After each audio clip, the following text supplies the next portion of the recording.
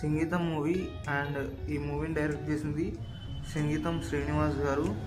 ఆయన ఏజ్ 94 ఉంటుంది. ఆ ఏజ్లో డైరెక్షన్ అంటే చాలా కష్టం అనే చెప్పాలి. అండ్ ఆయన ఆదిత్య 369 అలాగే మేడం ఇలాంటి చాలా మంచి మాస్టర్ పీస్ మూవీస్ అయితే తీశారు. ఆయన మూవీస్ అన్నీ చాలా క్లాసికల్గా ఉంటాయి అండ్ అలాగే కొత్త కాన్సెప్ట్లతో ఉంటాయి. అండ్ ఈ మూవీని ప్రొడ్యూస్ చేసిన నాగ్ అశ్విన్ అండ్ అలాగే సంగీతం శ్రీనివాస్ గారు అయితే గురించి మాట్లాడుకుందాం. ముఖ్యంగా ఈ మూవీ గురించి మాట్లాడుకోవాలనుకుంటే ఇది ఒక లో బడ్జెట్ ఒక మంచి డ్రామా మూవీ. అండ్ ఈ మూవీలో ఉండే మ్యాక్సిమం క్యారెక్టర్స్ అన్నిటికీ ఒక సపరేట్గా వాళ్ళకంటూ క్యారెక్టర్ డిజైన్ ఉంటుంది. అండ్ ఈ మూవీలో ఎక్కువగా క్యారెక్టర్స్ ఉండవు, ఒక 50-60 క్యారెక్టర్స్ మాత్రమే ఉంటాయి.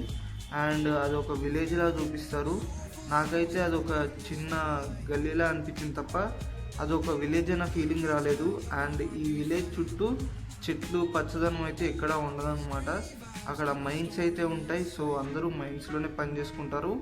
అండ్ ఆ ఊరికి ఒక శాపం కూడా ఉంటుంది. సో మాటల బదులు పాటల్లోనే మాట్లాడుకోవాలి. సో ఈ కాన్సెప్ట్తో ఒక మూవీ తీయడం అనేది చాలా కష్టం. ఎందుకంటే ప్రతి మాటని మ్యూజిక్లా మారవాలి అంటే అది అంత ఈజీ కాదు. కానీ డిఎస్పి గారు మాత్రం అది చేసి చూపించారు. చాలా బాగా వర్క్ చేస్తారు ఈ మూవీకి. ప్రతి మాటకి ఒక BGM and mixing, audio mixing ఇవన్నీ చాలా బాగుంటాయి ఈ మూవీలో. And rest of the story execution అయితే అంతగా బాగాలేదనిపించింది. ముఖ్యంగా విలేజ్ సెట్ అండ్ యాక్టర్స్ కొంతమంది క్యారెక్టర్స్ని ఆర్టిఫిషియల్గా రాసుకున్నట్టే ఉంటుంది. వాళ్ళ క్యారెక్టర్స్ పేపర్ మీద బాగున్నాయి కానీ ఆ మెయిన్ సెట్లోకి వస్తే మాత్రం అంతగా ఎక్కలేదు. అండ్ ఈ మూవీలో ఉండే పాటలకైతే 5/5 ఇవ్వచ్చు, అంత బాగుంటాయి పాటలు. అండ్ బ్యాక్గ్రౌండ్ మ్యూజిక్ మాత్రం చాలా బాగుంటుంది. అండ్ సినిమాటోగ్రఫీ, మ్యూజిక్ ఇవన్నీ అన్ని ఆస్పెక్ట్లో ఒక మంచి క్లాసిక్ మూవీలా అనిపిస్తుంది. అండ్ ఎగ్జిక్యూషన్లోనే మొత్తం పోయింది. ఎందుకంటే స్టోరీ పేపర్ మీద ఎలా ఉందో అది స్క్రీన్ ప్లేలో కనిపించలేదు. చాలా లీనియర్ వేలో ఉంటుంది స్టోరీ. అండ్ మీరు సెకండ్ హాఫ్ అయితే ఈజీగా ఎక్స్పెక్ట్ చేస్తారు. కొన్ని పోర్షన్స్ అయితే చాలా బాగున్నాయి మూవీలో. ముఖ్యంగా ఫ్లాష్ బ్యాక్ పోర్షన్స్, ఫ్లాష్ బ్యాక్లో వచ్చే ఎమోషన్ సీన్స్ కానివ్వండి, స్టోరీ లైన్ కానివ్వండి చాలా బాగుంటుంది.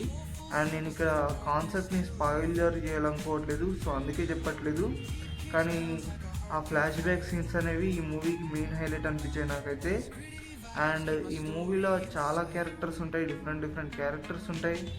అండ్ వాళ్ళ మధ్యలో జరిగే కామెడీ కూడా చాలా బాగుంటుంది, డ్రామా కూడా చాలా బాగా క్రియేట్ చేశారు.